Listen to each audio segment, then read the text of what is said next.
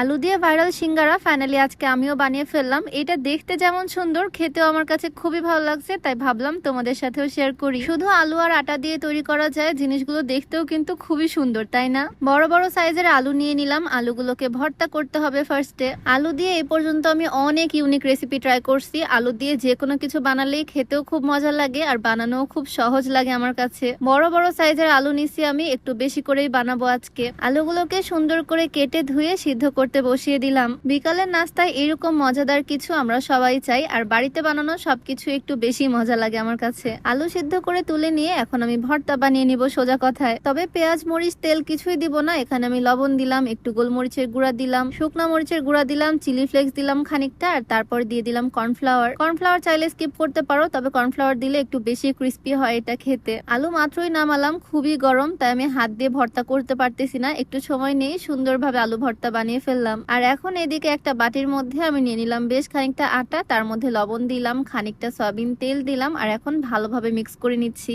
মানে রুটি পরোটা বানানোর জন্য আমরা যেভাবে আটার ডোটা বানাই, সেভাবে আমি অল্প অল্প করে পানি অ্যাড করে সুন্দর একটা সফট ডো বানিয়ে ফেলবো। আজকে আমি যা যা দিচ্ছি সবকিছুই বাড়িতে থাকা উপকরণ, এক্সট্রা কিছুই লাগতেছে না আমার। সুন্দর করে সফট ডো আমি মেক করে নিলাম। 4টা রুটি হবে এখান থেকে, ভাগ করে নিছি আমি। আর তারপরে বিসমিল্লাহ বলে রুটি বানানো শুরু করে দিলাম। রুটি যে পারফেক্ট গোলই হতে হবে তার কিন্তু কোনো মানে নাই। সুন্দর একটা রুটি বানিয়ে নিয়ে তার মধ্যে এক পাশে আমি আলুর ভর্তাটা দিয়ে দিচ্ছি। পুরা রুটিতে দিব না, শুধুমাত্র এক সাইডে সুন্দর করে ছড়িয়ে দিচ্ছি আলু ভর্তাটা। এই যে দেখো ঠিক এইভাবে। আর যে সাইডটা বাদ রেখেছি হাফ ইঞ্চির মতো, এইখানে আমি সুন্দর করে পানি দিয়ে দিচ্ছি যাতে খুব সুন্দরভাবে রুটিটা লেগে যায়। এই যে এখন যে পাশটা ফাঁকা ছিল সেটা উঠিয়ে এনে আমি সুন্দরভাবে সেট করে নিলাম। আর এখন চিকন চিকন করে লম্বা লম্বা করে আমি কেটে নিচ্ছি। ওপরে নিচে আটার একটা কোটিং হয়ে গেল, আর ভিতরে থাকলো আলুর ভর্তা। আর এরপর এই লম্বা লম্বা পার্টগুলোকে সুন্দরভাবে টুইস্ট করব। এর কারণে এটার নাম হচ্ছে টুইস্টেড পটেটো। এই রেসিপিটা ইন্টারনেটে অনেক ভাইরাল, তাই আর কি ভাবলাম আমিও ট্রাই করি। হাত দিয়ে সুন্দরভাবে ঘোরালেই খুবই সুন্দর একটা ডিজাইন হয়ে যায়, আর আরো বেশি লম্বা হয়ে যায় টানলেই। এই দেখো জিনিসগুলো দেখতে কিন্তু খুবই সুন্দর লাগতেছে। সেম প্রসেসে আমি 4টা রুটিকে এইভাবে করে কেটে কেটে স্পাইরাল করে নিচ্ছি।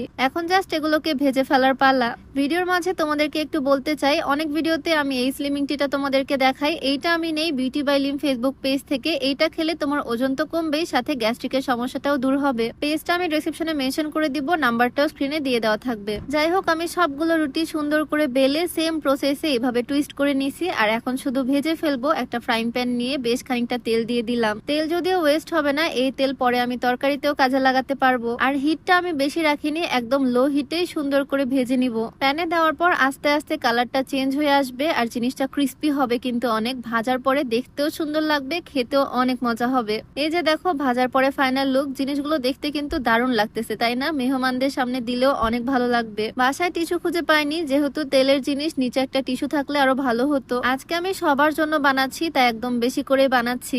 আলু ভর্তা যদিও একটু বেঁচে গেছে, তবে কোনো সমস্যা নাই। আলু দিয়ে আমি অনেক রকমের রেসিপি বানাতে পারি। সন্ধ্যায় অন্য কিছু বানিয়ে ফেলবো। 4টা রুটি দিয়ে দেখো কতগুলো স্ন্যাক্স হয়েছে। আমার টুইস্টেড সিঙ্গারা গুলো কিন্তু একদম রেডি, এখন শুধু টেস্ট করার পালা। আর হ্যাঁ, আজকে আমি যে সুন্দর শাড়িটা পরে আছি এইটার সাথে কিন্তু ম্যাচিং পাঞ্জাবিও আছে, মানে এটা হচ্ছে একটা কাপল সেট। এইরকম সুন্দর সুন্দর কাপল সেট তোমরা ফাল্গুন ফেসবুক পেজ থেকে পেয়ে যাবা। পেজটা আমি ডেসক্রিপশনে মেনশন করে দিব।